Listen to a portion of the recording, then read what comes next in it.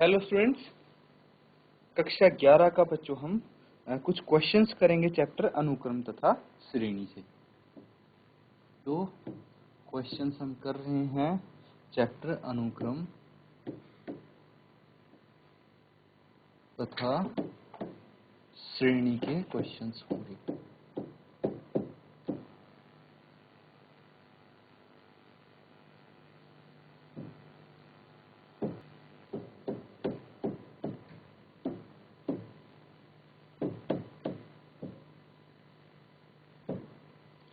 तो बच्चों ये आपका चैप्टर हो गया।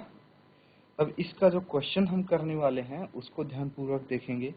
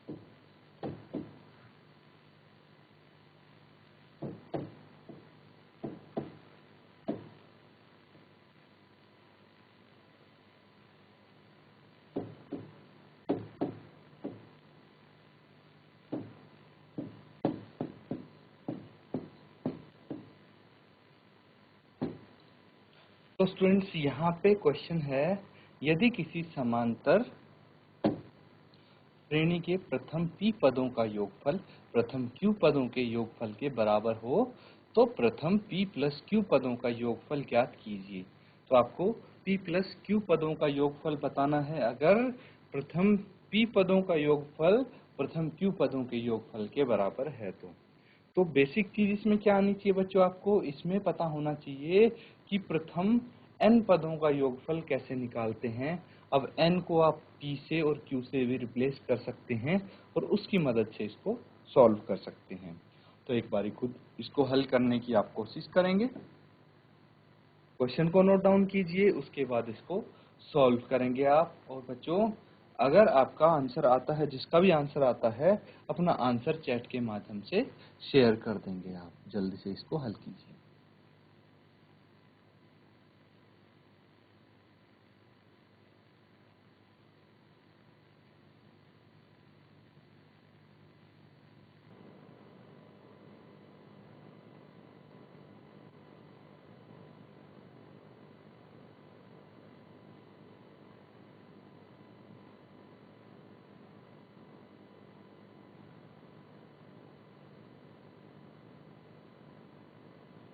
तो स्टूडेंट्स कैसे इसको अप्रोच करेंगे, देखिए जिसका आंसर यहाँ पे आ गया है वो अपना आंसर चैट के माध्यम से शेयर कर दे।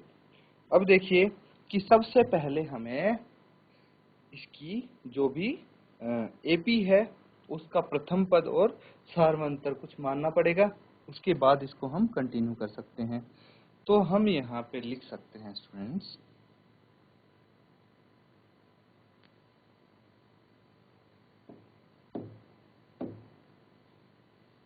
माना AP का प्रथम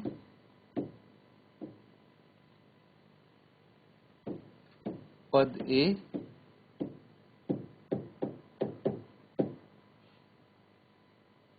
और सार्वधातुक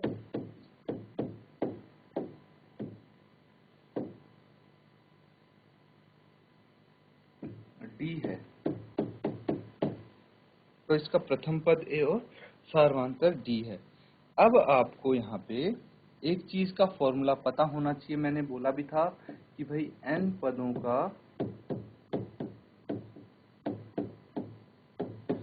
योगफल, इसका सूत्र क्या होता है, क्या इसका फॉर्मूला होता है, इसको Sn से रिप्रेजेंट करते हैं और इसको लिखते हैं हम n/2 into 2a plus n minus 1 into d। ये इसका फॉर्मूला होता है स्टूडेंट्स, ठीक है।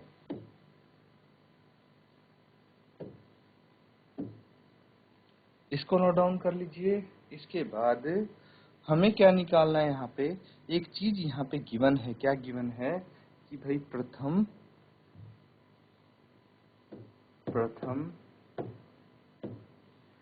p पदों का योगफल।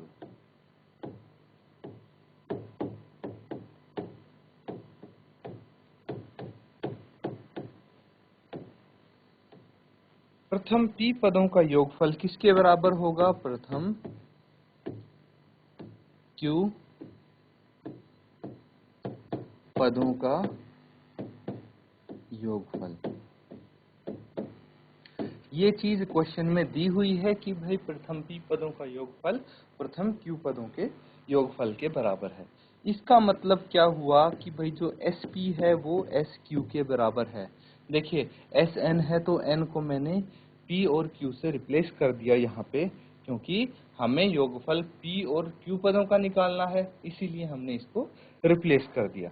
अब आपको Sn का फॉर्मूला लगाना है, बस n की जगह आप p से रिप्लेस कर दीजिए तो ये आ जाएगा sp, और n की जगह q से रिप्लेस करेंगे तो sq आ जाएगा। लिख के इसको फर्दर सॉल्व कीजिए और यहाँ तक नोट डाउन कीजिए पहले आप।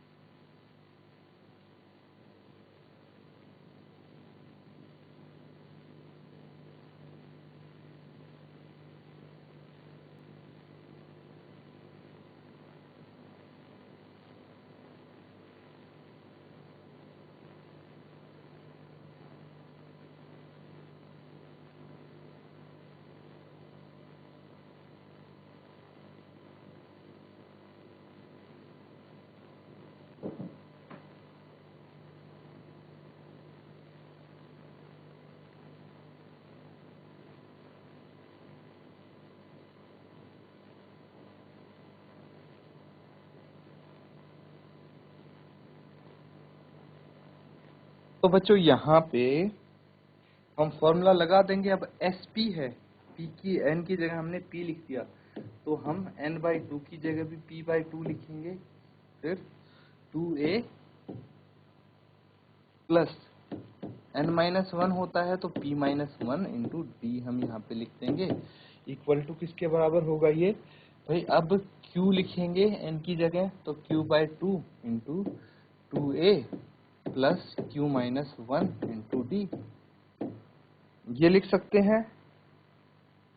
आगे इसको हम सॉल्व कर लेंगे तो देखिए जो ये डिनोमिनेटर में 2 है, इससे 2 कैंसिल आउट हो जाएगा क्योंकि दोनों इक्वल टू के दूसरी तरफ है। तो यहाँ पे आप अगर इसको क्रॉस मल्टीप्लाई भी करेंगे तो 1 2 ऊपर चला जाएगा न्यूमरेटर में, 1 डिनोमिनेटर में रह जाएगा और तब कैंसिल आउट कर सकते हैं, नहीं तो डायरेक्ट भी यहाँ पे कैंसिल कर सकते हैं। अब क्या बच जाएगा, देखिए p है, इसको ब्रैकेट के अंदर मल्टीप्लाई कर देंगे तो ये 2ab plus p into p-1 into d आ जाएगा ये। इसके बाद q है तो 2aq हो जाएगा plus Q into Q minus 1 into D आ जाएगा। ये क्लियर है? अब बच्चों हम क्या कर सकते हैं यहाँ पे 2AP। अब ये जो P है यहाँ पे, इसका जो P है इसको भी ब्रैकेट के अंदर लेके जाएंगे तो P square minus P into D आ जाएगा यहाँ पे। ठीक है,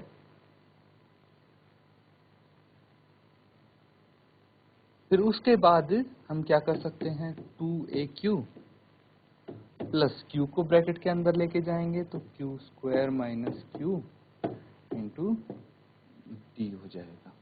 क्लियर है? अब हम सबको जितनी भी टर्म्स हैं सभी को एक तरफ लेके आ जाते हैं तो 2AP plus P square minus P into D minus 2AQ plus plus की जगह फिर से हम माइनस कर देंगे क्योंकि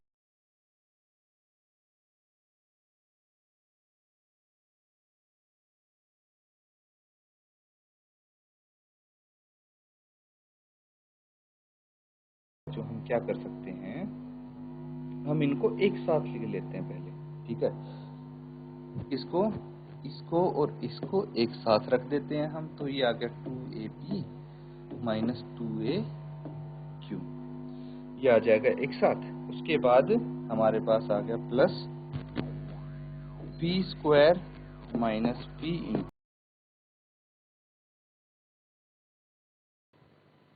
फिर उसके बाद minus Q square minus Q into D, ये दो चीज आ गई। अब इसको नोट डाउन कर लीजिए।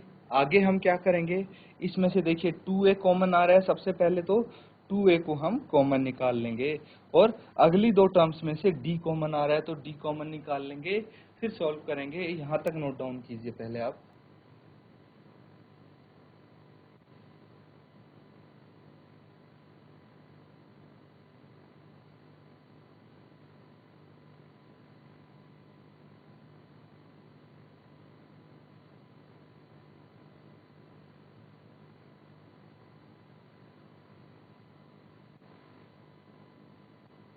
अब स्टूडेंट्स हम कॉमन यहाँ से ले लेंगे तो देखिए यहाँ पे A इन दोनों से कॉमन आ जाएगा, D यहाँ से कॉमन आ जाएगा, तो क्या बच जाएगा वो हम लिख देंगे यहाँ पे। ठीक है, तो स्टूडेंट्स आज के लिए बस इतना ही करेंगे। जो हमने यहाँ पे क्वेश्चन किया है उसको रिवाइज जरूर कीजिए, घर पे जाके जरूर से रिवाइज करेंगे तो आपको अच्छे से समझ में भी आएगा और पता लगेगा कि हाँ कितना आपको समझ में आया है क्लास में। इसी के साथ बच्चों आज का सेशन खत्म करते हैं। Thank you and have a nice day.